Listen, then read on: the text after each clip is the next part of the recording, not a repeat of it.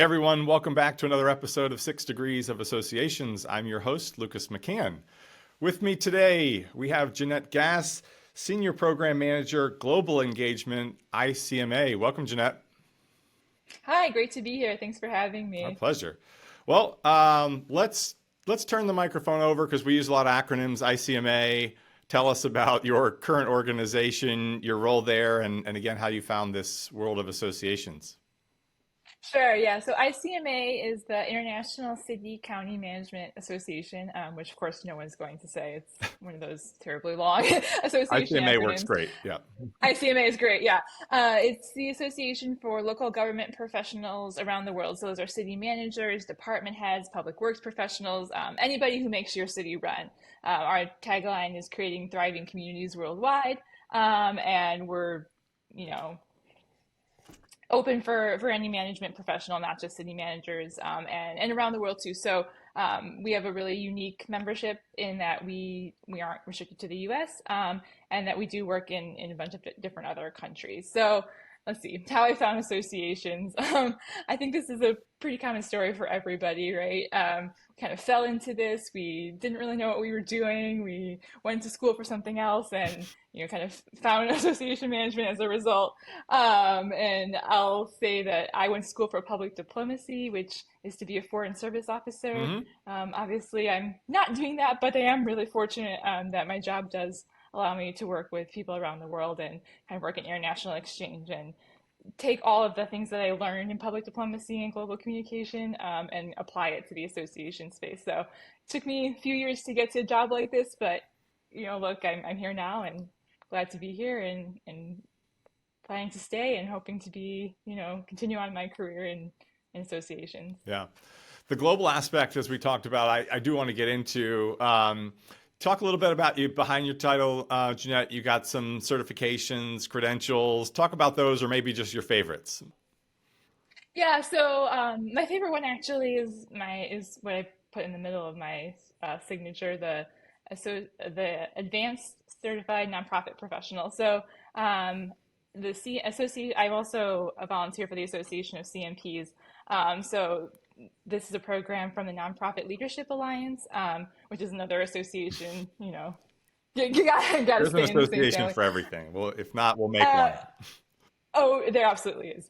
But anyway, so the Association of CMPs or Certified Nonprofit Professionals offers the CMP credential, which is for college students or workforce track, and then the advanced credential, which is what I have. So after a few years in the workforce, you can and in nonprofits. You can apply for the advanced credential, and I got that this year. It's a new credential for them. It's really exciting. It really kind of just shows you how valuable the nonprofit world is and um, how much there is to learn, right? So you have to learn things about communications and about fundraising and about budgeting and management and all those kinds of things. It's somewhat like the CAE, but it's a little bit more broad. So it takes all nonprofit professionals into consideration. So it opens up the door to a few more people and brings a lot more people together that are all working for the common good. So that's my favorite one. Because I'm also a volunteer, I kind of feel like I give back to the community in that way. I'm on there. The vice president for the association, and we do a lot of mentorship and things like that to help train the next generation of nonprofit professionals. And so I feel like I get the most out of that one. But I kind of fell into that role too, and somebody said, hey, I think you'd be good at this, and why don't you sign up for this? And they put me in the role, and here I am 6 years later. I think this is my third term on that committee, so that's pretty exciting, and that's a pretty great thing to feel when you're doing it. So Well, I just wanted to point it out because I love that you're essentially a lifelong learner. You spent some time in higher education before coming to yeah, associations, correct? And you've yep, continued to seek out not only the volunteer opportunities, which I think are its own form of education, but these certifications and understanding help you just more globally understand the association market and now how associations can go global. So I think this was going to be yeah, a great conversation because I get the question from association execs, how do you take your association nationally to internationally, right? We have right, 80,000 or somewhere in the ballpark of that. associations in the U.S. Some smaller portion of that are international, and some of the national associations have international members, but they're typically less than 3%. And you Right. all are an international association and have been for some time, but your Yep. role specifically is continuing to expand that presence, the value proposition to the broader association members that serve you, association, and you're overseas. So talk to us a little bit about your role there and how that's working in the expansion globally. Yeah, so like you mentioned, ICMA, it's the International City County Management Association. And so obviously it's been in its name. We're actually celebrating 100 years of international this year. But we haven't really been, I know Congrats. it's exciting Yeah. anniversary. 100 years of that, 100 years of our code of ethics. We've been, doing a lot of great things for our community. But in international, it hasn't really been, I guess, intentional organization wide.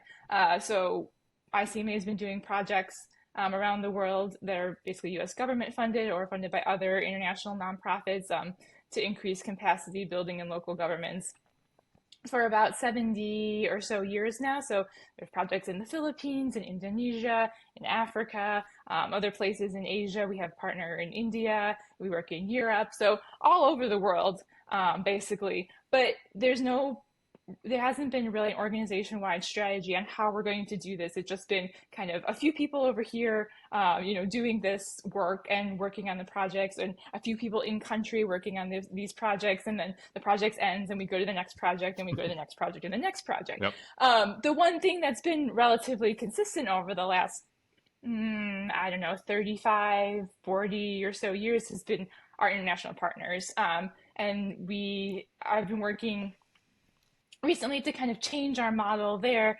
We had all these one size fits all agreements, Well, those work and great. those, Yeah. yeah, they're really I could be they're as really sarcastic as perfect. possible. Yes.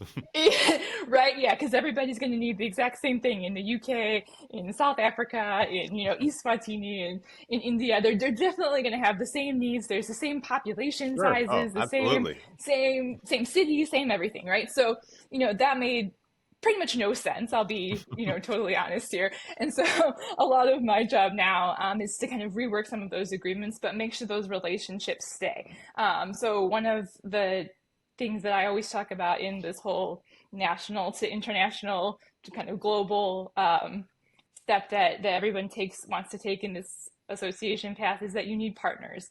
So you can't do this by yourself, right? If I went to India, for example, and I said, "Oh, hi, you should join ICMA," people would be looking at me like, Yeah. why? Who are you? What do who are you? Like, why are you coming to tell me this, right? So we're very lucky. We have a partner organization there that we work with, and they're the ones that can help us make the connections to people that could benefit from ICMA services or programs or whatever it is that they're interested in. And we have about 40 partners all over the world, and we're growing, and those are changing as things change for ICMA and as things change in different countries, and political circumstances change and cities develop and things like that, where certain countries are more aligned with the services that ICMA offers and others, and it's great, right? Yeah. So that's really, I think, how we're going to move our strategy forward. So we spent a lot of time, not me because I'm newer to ICMA, but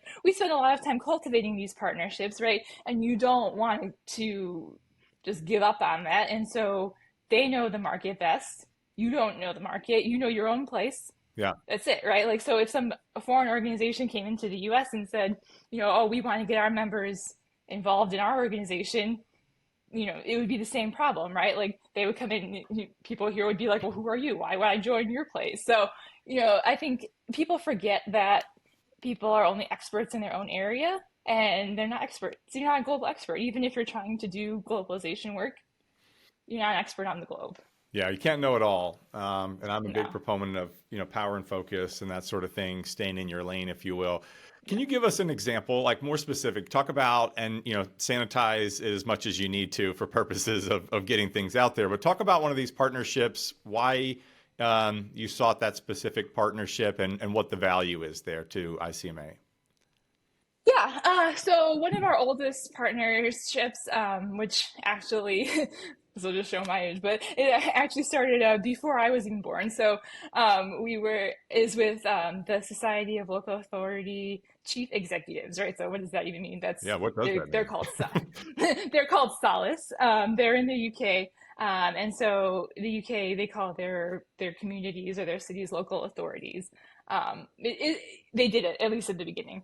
It's kind of changed now, right? So they have chief executive officers of their cities. We have city managers in the U.S., Hmm. but the same sort of counterparts.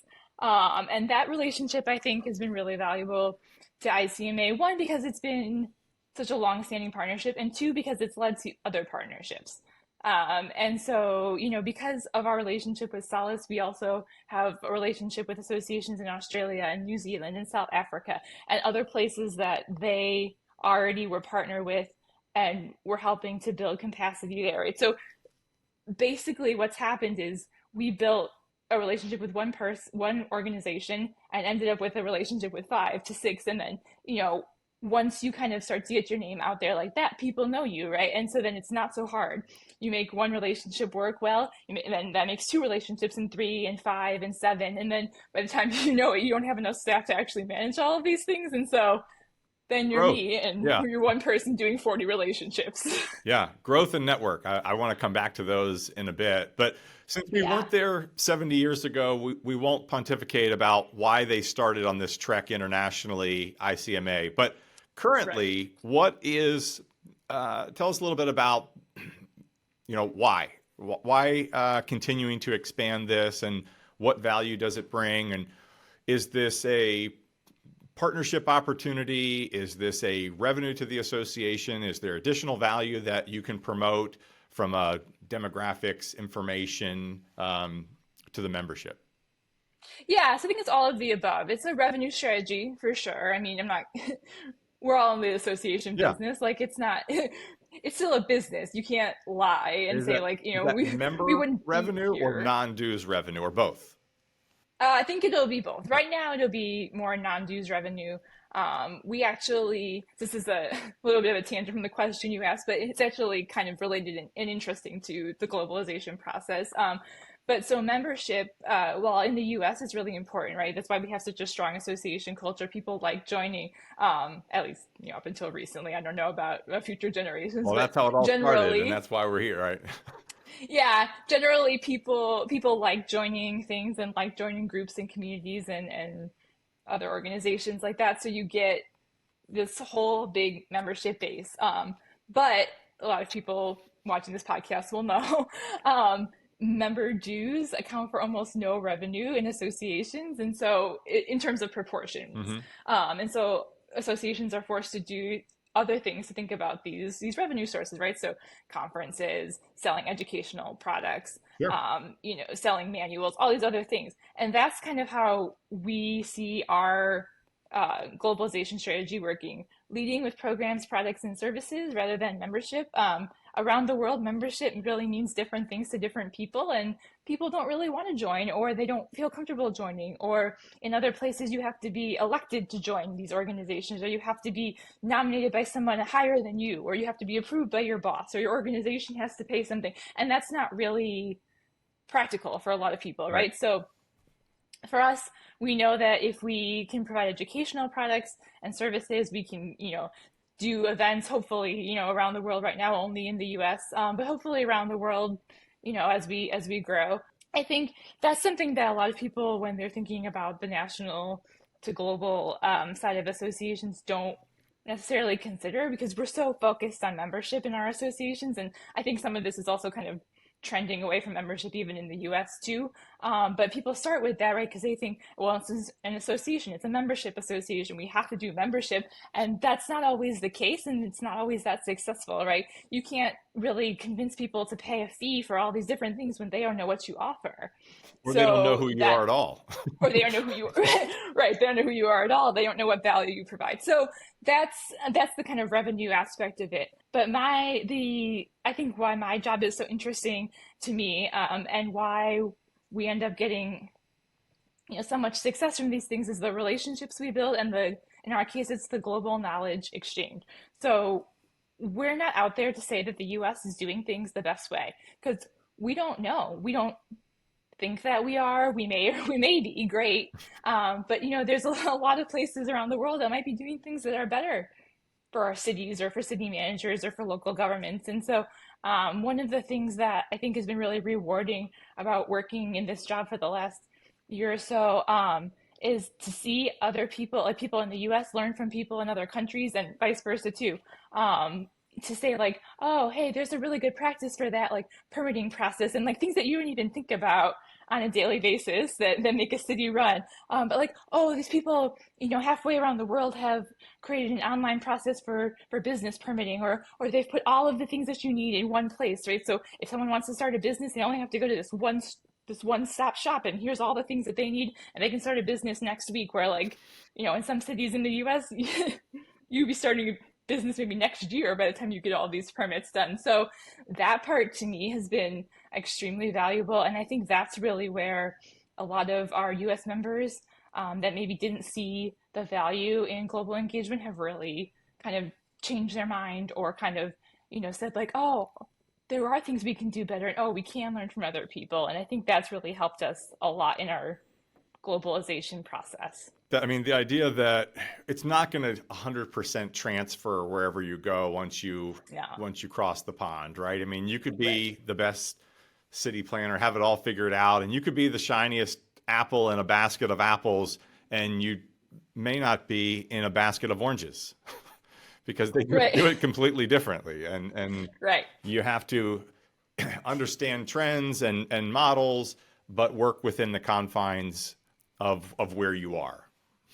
Exactly. And that's where our partners help us, That's great. right? Like here's your trend in your model in community management, but like, in this place it will or it won't work. And some places that we work with very closely are still, very young democracies. Of course, US has been a democracy for hundreds of years. And last year I was in South Africa. They've been, their conference theme was celebrating 30 years of democracy, right? So It's young. they're only 30 years into this process, and they have a lot of different challenges, and we don't even think about some of these things that they're thinking about. And that was a eye-opening experience, and it was great to be able to understand kind of what their needs are and where they could learn from us, where we could even learn from them, even though like some people sit there and be like, oh well, we've been a democracy for 200 years, how could somebody that's been a democracy for 30 years or something like that know more than us? But they're facing the challenges of building that democracy in today's environment, and that helps us all. Which again, some of which you could say, oh, we've been doing it for hundreds of years. We should be able to go Yeah. out there and tell them exactly how it is, but it's different. It's a different Right. time, it's a different place, it's a different environment, it's a different culture, all the Right. things. So the way that we did it, if you assume that that's the best way to do it, which we Right. wouldn't necessarily argue it is, it's the way that we did it, isn't going to translate again. Yeah. Yeah. So it's really interesting, and it's something where you're always learning, and it I guess goes along with what you said earlier about my love for continuous learning. Like you're always learning in this job, and you can never know everything. Yeah, and I often say, part of learning is stumbling, making mistakes. I tell people I got lots of scars from all the mistakes that I've made along the way, and I keep them there and I revisit them and understand. And so are you open to sharing a stumble that you have made personally in this journey of going overseas and learning through this process of global expansion, and what have you learned? Yeah, so I think this is kind of a humorous story now. It was like, embarrassing at the time, but it taught me some kind of life lessons about that specific situation and also just in general. So last year, I was able to travel to the Philippines and see some of the project sites that people had worked on for the last 70 years or whatever, throughout the last 70 years in ICMA's history. But and see how communities have developed. We got to see seaweed farms and how they really made life for themselves there, and it was really exciting, right? Like so they've turned something that was basically nothing into a whole big business and all these different processes. Great. One of the main elements I will say of Filipino culture, and I think of a lot of cultures around the world, is food and sharing food. And everywhere we went, we probably had 6 or 7 meetings a day at different places around in different cities and different community offices, and everywhere we went, they're giving us snacks, they're giving us drinks, they're giving us all of these things, right? It was great. It was Do fun. they We sit had a down for great meals time. too, or is it just snack throughout the Oh day? yeah. Okay. Oh no no. There's meals, there's snacks, there's like everything. So, right, so Wow. there's breakfast, there's morning snack, there's lunch, there's afternoon snack, then there's like pre-dinner snack, then there's dinner, I then really am liking this culture already. I've never been, but right? And it's all good, right? It all tastes good. It's fun to eat. Like, you don't know what half this stuff is. You never yeah, had it before, but hey, whatever it tastes good, I'm eating it. yeah. So one of the places we went, they actually brought us a towel to wipe our hands with, and when we entered, and we've been traveling for like 4 or 5 days at this point, and we're traveling with our members, and so there's like 50 of us in this group, and so I'm like, oh, this must be a snack, right? Clearly. And I had no idea what it was. Like, I had no idea what half the food I was eating was, and so, like, it's okay that I didn't know what this was, like, whatever. No, it was a towel, and so I tried to eat it, which is really Like a paper embarrassing. towel, you just started snacking on. Like, it's just like started like biting into it because it was like kind of like wound up in like a little circle, and like you're like, all right, this is definitely food. And then, like, everyone's like looking at me like, what's wrong with you, like, and then you're like, oh god, like, now I'm the dumb American stereotype here, like doing something stupid, right? I should have just asked. This is my lesson here. I should have just asked for clarification, Yeah, and said like, hey, what is this? Or like, I didn't even have to ask what it was for, right? I could have just said, what is this? And assuming it was food or not food or right. whatever it was, then I would have received an answer, and then I would have known how to react. But I mean, I don't know how many listeners to this podcast have traveled internationally, for days on end, but sometimes, time differences, you're kind of confused at the culture. You're kind of just, this is a work trip, so you're also taking care of your work responsibilities. Right. And so you're kind It's of just busy. Yeah. basically, yeah, bleary eyed and just like, they're giving you something. I'm hungry. I'm eating it. Like, I'm done. Lesson learned. Don't eat the But towel. definitely, right? But I think one of the things that what I learned from that was just to keep asking, right? Like, if you don't know what a cultural significance is, just ask them about it. People love to share about themselves and their background. If you don't know what a word means, ask for it. If you don't know, and this like kind of translates over into a contracting process, or like, working with other people. If you don't understand what someone is offering you, like if you're working with a consultant, or if you're even with a coworker, if you don't understand the services that people are offering you, you should just ask for it and say like, hey, what does this mean? And like, oh, I've never seen this before. Just be honest and ask for clarification. I think, some people might look at you like, oh, you don't know what this means, but most people will just explain it, and they won't remember that you asked the question, but they'll remember when you mess up. And so, Right. that part I think is really important, especially someone who like me, I'm, still younger in the profession, and still kind of, coming up into my role, and still looking at, kind of like, what does my future hold? And sometimes we don't want to ask, right? We're afraid to ask. And, but it's not worth it, right?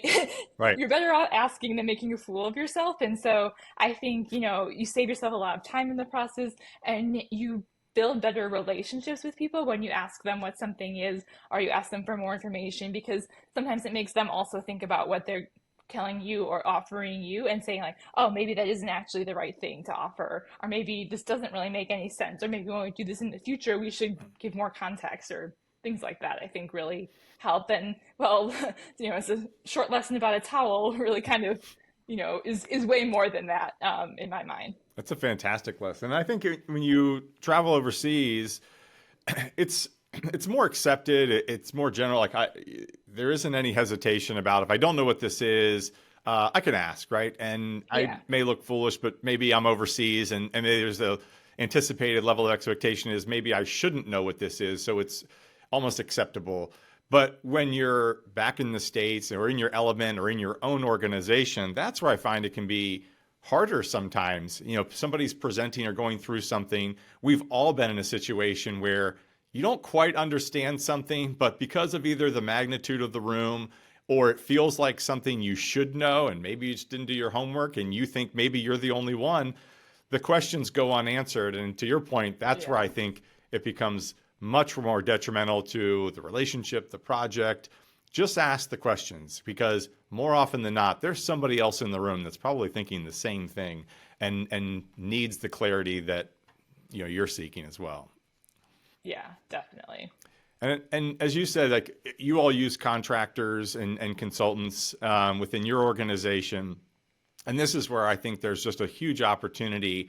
And when you're creating something that you want to put out for bid or an RFP, for example, be really clear. And when you meet with those that are going to submit for the RFP, ask more questions. And ideally, Yeah. the consulting organization should be asking just as many, if not more, clarifying questions because from the outside looking in, you can't read Yeah. the mind of the person who wrote the RFP, and it could be the greatest write up of all time.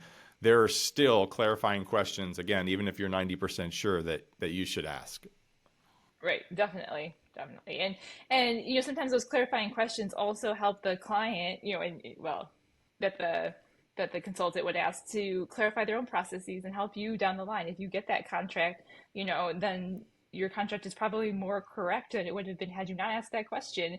And you saved everyone time, you saved everyone effort, and you saved more contract negotiations down the line and modifications and things like that. I mean, you know, if you ever talk to some of our consultants, we've gone through some modification processes, and we wish we would have known that in the beginning, and we could have just all have just asked, and it would have been easier for everyone. So the lesson learned. Yeah, I mean, the classic, most common example, I think, would be an RFP for something like an AMS integration, where Hmm. you think this is simple, you're trying to solve one specific issue, but the implications into a systematic tool or Right. software that's utilized by multiple departments within the organization, it has such a broad impact. You really need to be asking about. But the same principles apply to almost anything. A marketing RFP, a sales RFP, strategic planning, go right down the line. Is your board going to be involved? How many people are going to be utilizing this? What's involved in the development process? Is sponsorship and membership? We could talk about that for days, It but could be anything. Yeah, it could be really anything. How big is your staff? Who's involved in this? All these other things, impact what you're going to need, and especially in a tech solution. Like, you could recommend the greatest solution, right? But if there's nobody to manage it, it's not going to work for the client. So, yeah, nobody's nefariously looking for change orders on either side, right? Nobody mm-mm. wants a surprise halfway through the project. Oh, well, that's not part of the project. That's going to cost you another $20,000 to implement. Well, no, I wrote it in there. That was it. And just the Yeah, opportunity to kind of just go in different directions or completely miss the intent um, can just have a really bad ripple effect, not only for the project, but for future projects and relationships and the network, right? Therein lies yeah, the opportunity to have a positive impact on a network, but also on the flip side, a negative impact. right. And especially in the association business, right? Like everybody uses the same consultants for the most part. So you damage a relationship with one association, and then you go to that association for a reference, and they're like, "Oh no, I can't provide you a reference," so they provide a negative reference or something like that. Or you hear through your networks of people like, "Oh, don't work with X plates because they're terrible," or "Don't work with X product because it's terrible." And really, the product or the place isn't probably is not terrible. It's Right. just that the situation didn't work out for the reasons that people intended because they didn't ask for that clarification. Yeah, I'd much rather look, and this is something I think you get better at as you do it. And Yeah. everybody's got opportunity and room for improvement in all aspects of their professional lives and personal lives and all things. But I'd rather ask the questions up front, even if it makes me look ignorant, to then not have that impact later on. And you're right. Yeah. It's not that the vendors in our industry are bad because they wouldn't survive very long if they did Right. bad work. Clearly, they've done That's good right. work. The ones that have been around and tested themselves over time can execute, can do the work. But most of the time, my experience, it's just that it's a miscommunication. It's not getting clarification on the front end, and then missing expectations on, again, one side or the other. This was the goal. Well, you never told me that was the goal. Well, you didn't ask, and then that ends up being the piece of the puzzle that blows everything up. Right. I mean, I can tell you, like, I had a really bad experience at a previous association with an AMS but it wasn't the AMS's fault. It was the way that the in this contract was done before I was working there, before any of my coworkers that are Right. currently working there were working there. But it was the way the contract was designed and the way the data was migrated from the old to the new system. It wasn't the system. Right. It was just the process that wasn't great. And if somebody had said, this is what we want to use the system for, I am sure that somebody on the other side would have either said, hey, we actually can't do this, or this is how much it's going to cost you, and this is how much time it's going to take if they had known. It's just we were doing all of this back end work and retrofitting something or making patches in the end And somebody ate a doesn't really towel. work. Yeah. Right. That's totally it. Well, Jeanette, I hate to wrap us up. I could continue talking about life lessons from the international. I'm sure you have a lot more, but thank you for Oh, sharing everything tons. that's going on in your world, within our world. And I wish you the best. And thank you for joining us.